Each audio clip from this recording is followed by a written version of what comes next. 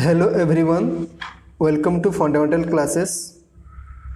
आज हम क्लास 6 की ज्योग्राफी का चैप्टर 1 का क्वेश्चंस एंड आंसर यहाँ पे डिस्कशन करेंगे। देखिए, क्वेश्चन 1 का जो पहला बिट ए है उसका क्वेश्चन से how does a planet differ from A star. इसका मतलब है कि एक प्लैनेट स्टार से कैसे अलग होता है। देखिए, जो प्लैनेट होता है वो सन के चारों तरफ घूमता रहता है, ये सबको पता है। दूसरा क्या है, सन का जो पाथ होता है वो फिक्स होता है। ओके, और यहाँ पे जो प्लैनेट उनके पास खुद का लाइट एंड हीट नहीं होता है, खुद का नहीं होता है, लेकिन सन के स्टार के पास होता है। और जो प्लैनेट्स होते हैं वो बेसिकली सन के जो लाइट्स होते हैं उन्हीं के लाइट से लेट होते हैं, मतलब उनको लाइट मिलता है। और प्लैनेट जो जनरल होता है स्मॉलर देन स्टार्स। ओके, और जब स्टार होता है उनका जो हीट होता है जो कि लार्ज अमाउंट पे एमिट होता है। ये पहला क्वेश्चन का आंसर हो गया। नेक्स्ट क्वेश्चन देखते हैं। What is meant by solar systems. Okay, ये आपको पता है कि सोलर सिस्टम का मीनिंग क्या होता है। सोलर सिस्टम मीनिंग ये कहता है कि जहाँ पे sun, planet, satellite, asteroid and meteors, okay, ये सबको बोला जाता है कि सबको मिला के क्या बोला जाता है, सोलर सिस्टम्स।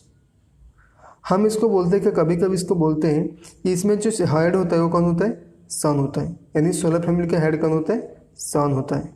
ओके, और यहाँ पे पिक्चर देख सकते हैं क्या है, कैसे होता है। यहाँ पे बेसिकली आराम से देख सकते हो, राइट।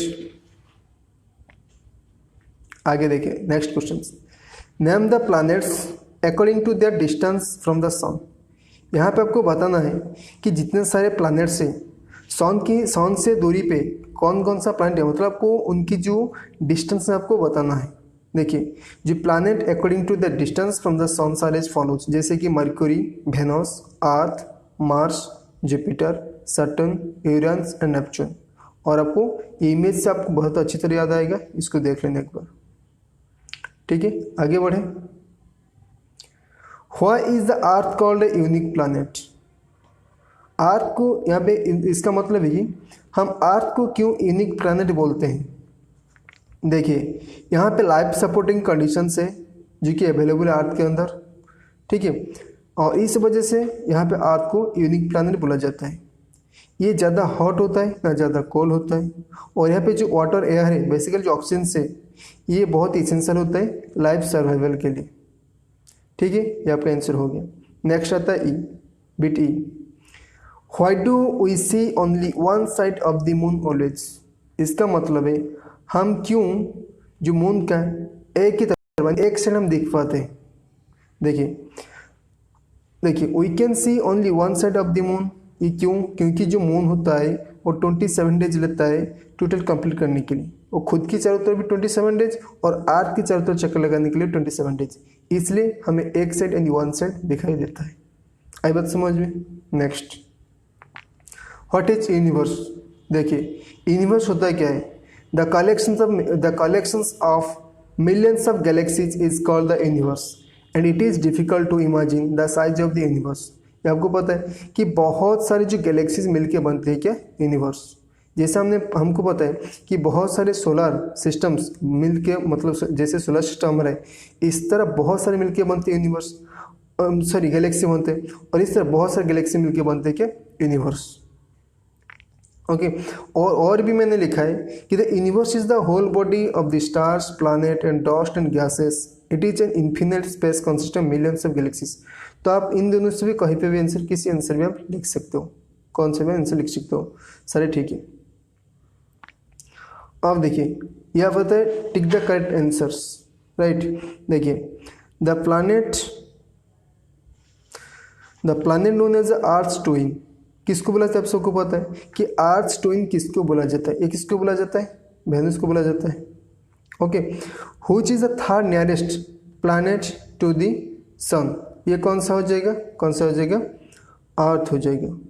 कौन सा हो जाएगा, अर्थ हो जाएगा। Okay, all planets move around the sun in a, किस तरह घूमते हैं। ये क्वेश्चन कह रहा है कि जितने सारे प्लैनेट्स हैं और सन की चारों तरफ किस तरह का चक्कर लगाते हैं, circular path, rectangular path, elongated path. लगते हैं क्या, elongated path. Okay, the pole star indicates the directions to the, कौन सा होगा? नॉर्थ, ये सबको पता है। नेक्स्ट क्वेश्चन देखते हैं।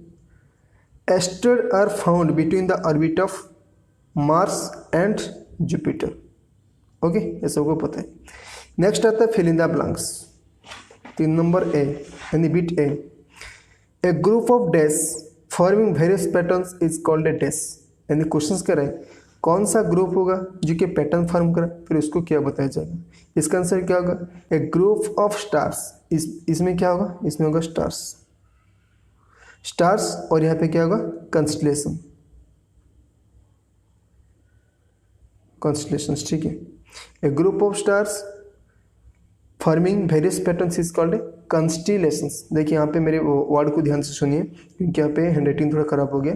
ठीक है, तो कंस्टिलेशंस का स्पेलिंग क्या होगा? CONSTELLATION, कंस्टिलेशंस। ओके, नेक्स्ट आता है a huge system of star is called, उसको क्या बोला जाता है? उसको बोला जाता है गैलेक्सी। क्या बोला जाएगा? गैलेक्सी, GALAXY, गैलेक्सी बोला जाता है। फिर question number 3, dash is the closest celestial body to our earth. तो हमारे अर्थ के जो सबसे नज़दीक कैलेस्ट्रल बॉडी कौन सा होगा? देखिए इसमें बहुत सारे बच्चे गलती करते हैं। बच्चे सोचते हैं कि सन तो हमारे पास है, कैलेस्ट्रल बॉडी है, फिर सोचते हैं कि वेनस होगा, लेकिन एक्चुअली ऐसा कोई भी नहीं। एक्चुअली क्या है? मून है। क्या है? मून। देखिए तो मून। ओके, यहाँ पे क्या होगा? मून होगा। Moon is the closest celestial body to our earth. फिर बीट डी पे आते हैं, dash is the third nearest planet to the sun. यानी जो सन के थर्ड नियरेस्ट प्लैनेट कौन सा हो जाएगा? ये कौन सा हो जाएगा? ये हो जाएगा हमारा अर्थ। ओके, अर्थ हो जाएगी। फिर last question, planets do not have their own dash and dash. ये आप सबको पता है, प्लैनेट के पास उनका खुद का क्या क्या नहीं होता है। क्या नहीं होता है? Heat and light. उनके पास हीट एंड लाइट नहीं होता है। तो इस तरह आपका ये जो एक्सरसाइज 1 है, यानी ये जो क्या है, ज्योग्राफी का चैप्टर 1 है, इसका कॉन्सेप्ट खत्म हो चुका है। ठीक है, अच्छी तरह इसको पढ़िए और एक बार 2 बार लिखिए इसको, फिर इसकी प्रैक्टिस कीजिए, फिर आपको और भी अच्छे याद हो जाएगा। ठीक है, थैंक यू।